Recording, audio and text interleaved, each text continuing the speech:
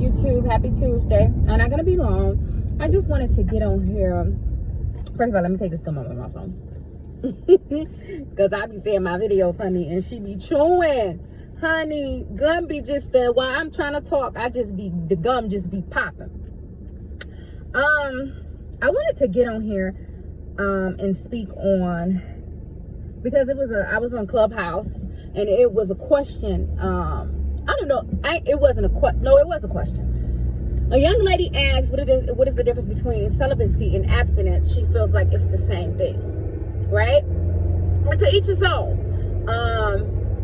As far as like your walk, your journey in life, who you believe in, whatever you call whoever you believe in, it's to each his own. But I'm learning not to defend myself when God has me in a certain place, this place that God has me in.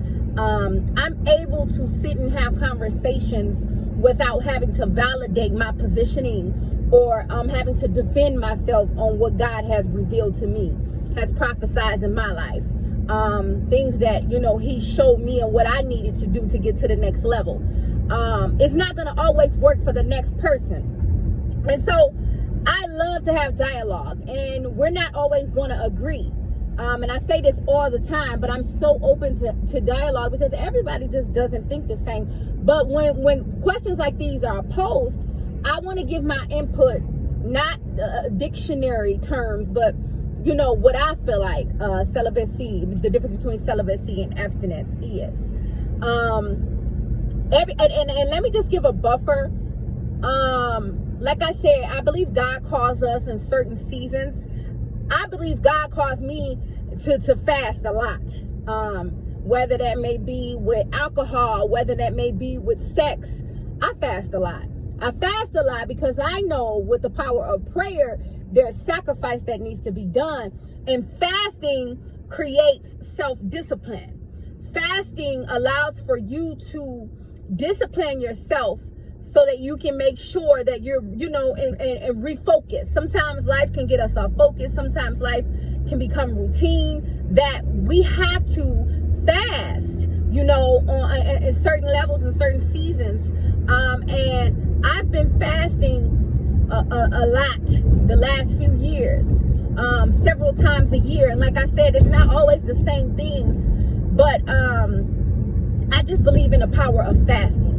And because when you're fasting, I just believe that it's allowing your fullest potential to manifest, because you understand discipline. I don't think we understand how important discipline is in creating the best possible you, but also getting to that place of success and whatever it is that is for you.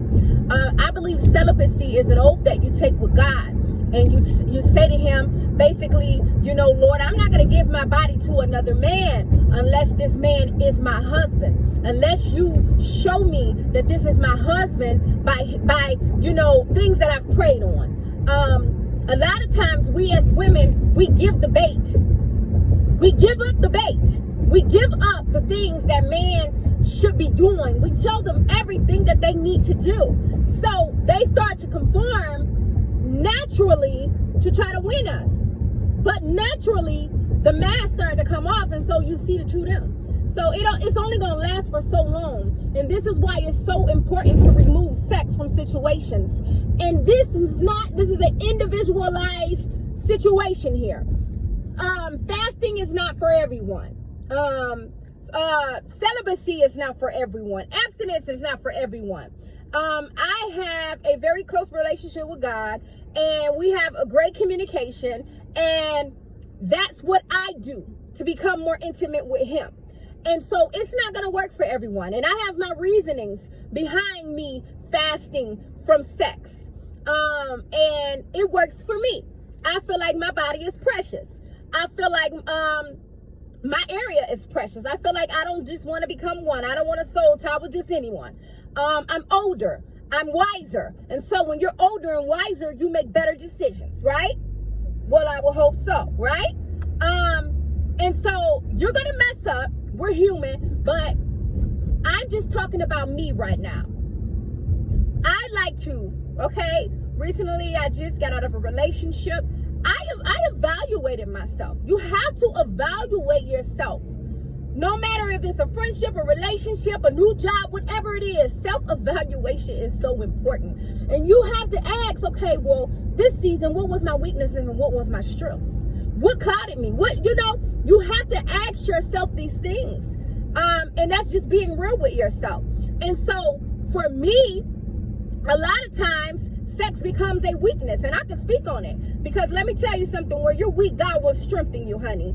And it was to a point where sex wasn't nothing that I enjoyed ever. Sex was more to me a feeling to feel wanted, right? Because of sexual abuse and just not being exposed to love from my father and the relationships that I was in.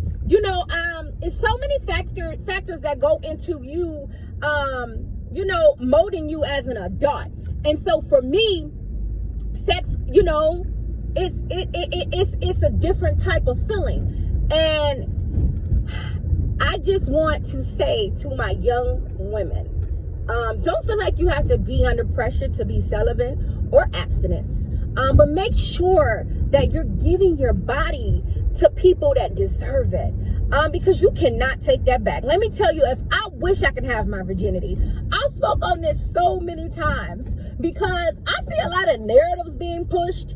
I see that we have, narratives being pushed that you can hop in and out of bed. Women, we don't work like that. We don't work like that. I don't care what nobody say. Women, our vaginas are made to receive, and men are made to enter us, right?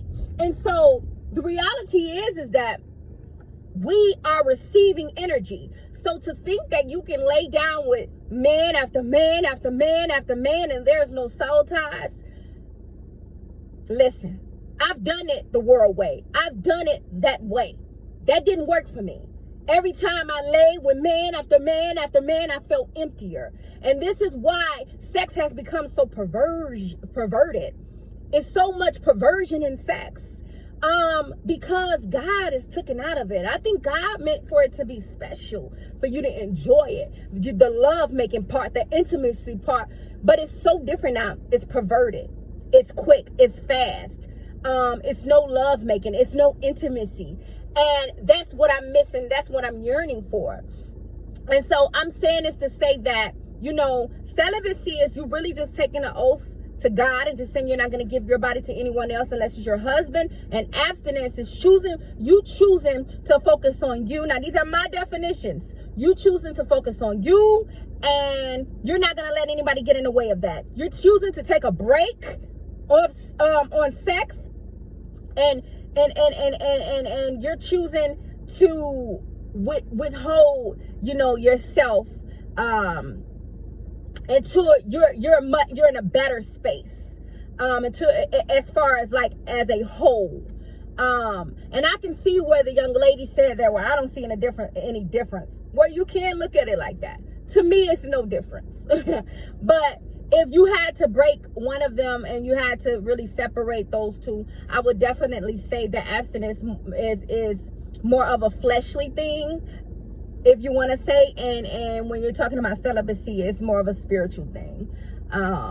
And so, like I said, ladies, don't feel like you're in a rush to lay down with anyone. Don't feel like that, I'm going to hop in and out of bed with there's consequences that come with those things. And I say this all the time, and I'm only speaking from experience. I've been there. I've been that girl who, I'm going to just do me, and I'm going to play these, and I'm going to do this. Listen, I've been there, done that. You are a woman, and we come with certain things naturally, and I'm only speaking from myself and for myself. And at the end of the day, it didn't work for me. I tried it that way. It didn't work for me. So let me try God's way.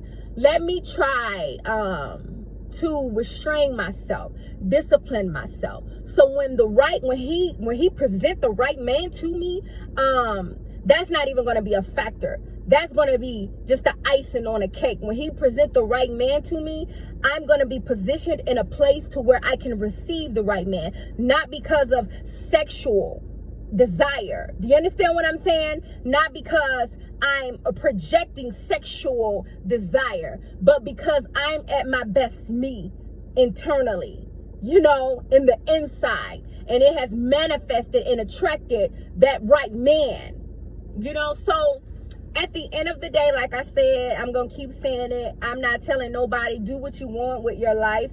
I'm just here to just promote, you know, different narratives and just giving people, because I see that it's, you know, you have one-sided narratives, and a lot of times we don't push, we